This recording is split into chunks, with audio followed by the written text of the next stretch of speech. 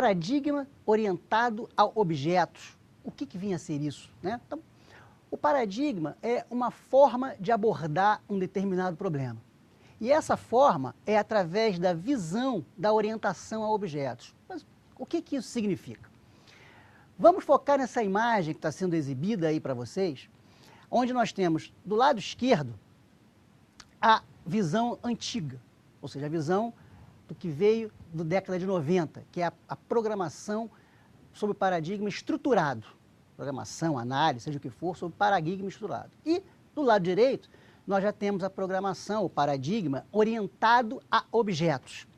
Então, a estruturada representava uma aplicação de que forma? Tínhamos uma base de dados centralizada ou distribuída, enfim, tínhamos uma base de dados e as funções dessa aplicação, os vários módulos desse sistema, dessa aplicação, faziam uso dessa base unificada, desses dados unificados, desses dados, né, colocados num repositório.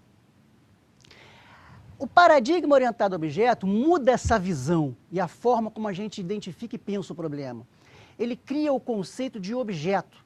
Então, o objeto, ele passa a ser uma entidade que possui função, ou seja, que no caso chama-se métodos, e possui dados, que no caso chama-se atributos. E, ao modelar um sistema sobre esse paradigma, nós vamos descobrir o quê?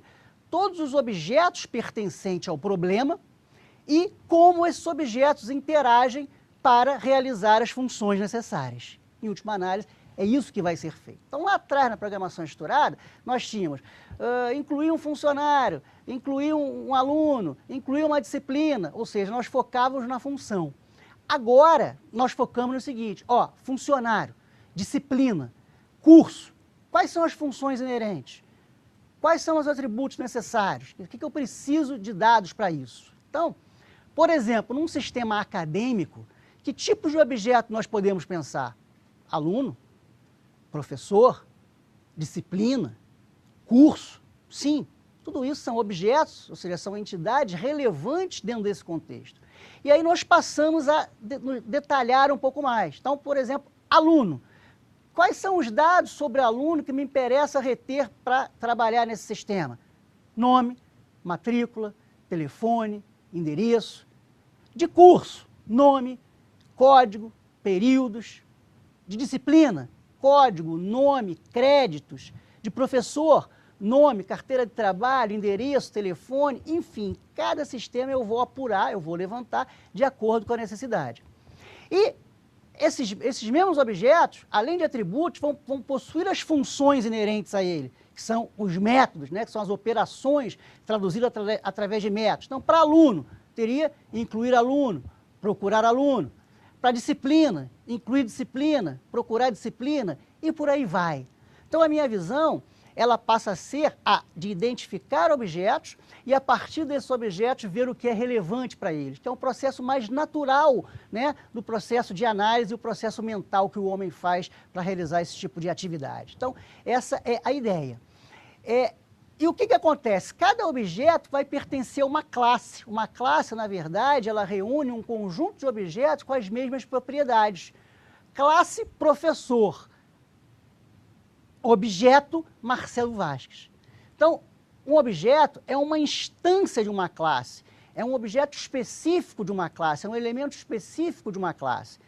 Então, o nome é paradigma orientado a objetos, mas nós temos a nossa necessidade, a nossa questão visa identificar quais são as classes que estão envolvidas naquele domínio de problema e, dentro dessas classes, quais são quais são os seus elementos, os atributos e os métodos efetivamente envolvidos. Então, essa é a visão, porque o paradigma orientado a objeto, ele vislumbra um sistema como um conjunto de objetos que interagem para prestar um serviço. Ou seja, cada classe tem uma responsabilidade dentro daquele contexto, que é a prestação de um serviço de acordo com aquilo que ela se propõe.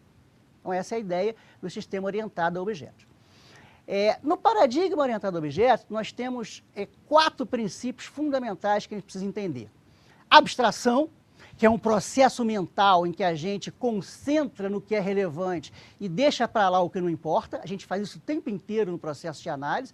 né, verifico o contexto, foco o que interessa e descarto o que não interessa. Isso chama-se abstração. O processo de abstração, ele permeia todos os demais, né, dos princípios orientados ao objeto. Encapsulamento é outro fundamental também, que ele diz o seguinte: os atributos de uma classe somente vão poder ser acessados pelos métodos daquela classe, porque os atributos de uma classe vão determinar o estado dela. Então, se eu permitir que qualquer outra classe altere, perde-se o controle. Então, o encapsulamento é um princípio muito importante que rege, né, as características da orientação ao objeto. Outro princípio importante é a herança, ou seja, uma vez que eu construí uma classe, eu posso herdar desta classe tudo que foi construído e reaproveitar aquilo que está ali de alguma forma inteligente e coerente de acordo com o problema. Então, é um princípio muito importante que nos traz a reutilização de código, juntamente com o quê? Com a propriedade do polimorfismo. Poli, várias, morfismo, formas, várias formas. Então, é o mesmo método que está em classes diferentes, com funções diferentes, mas tem o mesmo nome, né? Porque herdou aquilo de uma característica relevante. Então, o polimorfismo permite também a extensibilidade das funcionalidades. Então, são 4 princípios muito importantes. Essa imagem que está sendo exibida aí para vocês mostra justamente o princípio do encapsulamento, né? Dentro do círculo, né, do lado esquerdo, eu tenho lá data. Então, são os vários dados, vários atributos que tem aquela classe. E em volta, eu tenho os métodos. O que isso significa? Que é uma proteção dos atributos, dos dados, pelos métodos. Somente aqueles métodos podem acessar um determinado dado. Então, se uma outra classe qualquer quer ter um acesso a um atributo de uma classe aluno, quem é que vai realizar esse acesso? Apenas os métodos da classe aluno. Isso protege, né, o estado daquele objeto. E a imagem do lado direito mostra um conceito importante, que é o conceito de visibilidade. É aquilo que é acessível ou não é acessível, né? Então, tudo que está em verde está acessível a outras classes. Tudo que está em vermelho está inacessível para outras classes. Então, esse conceito de visibilidade tem tudo a ver com encapsulamento, porque a gente vai tentar fazer com que os atributos sejam privados, ou seja, só de uso daquela classe, e os métodos que possuem a possibilidade de alterar esses atributos, esses sim podem ser públicos, ou seja, com que outras classes permitam o acesso a ele. A herança, conforme falamos, é um grande princípio que possibilita a reutilização de código. Então, por exemplo, nessa imagem que aí está, nós temos uma primeira classe criada, foi a classe contas, um sistema bancário. E aí percebemos que existiria algumas coisas em comum entre as contas correntes e a conta de investimento, né? Então, criamos 2 outras classes que herdaram de conta.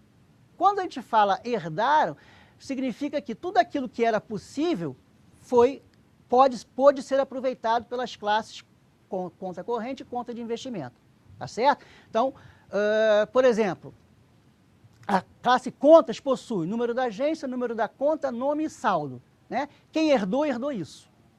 A conta, além disso, acrescentou limite de crédito. E o investimento, além disso, acrescentou tipo de investimento. Então, já comecei, né, exibir dados é um método da classe contas, que foi herdado tanto por contas correntes quanto por conta de investimento. Então, já comecei a reaproveitar meu código aí.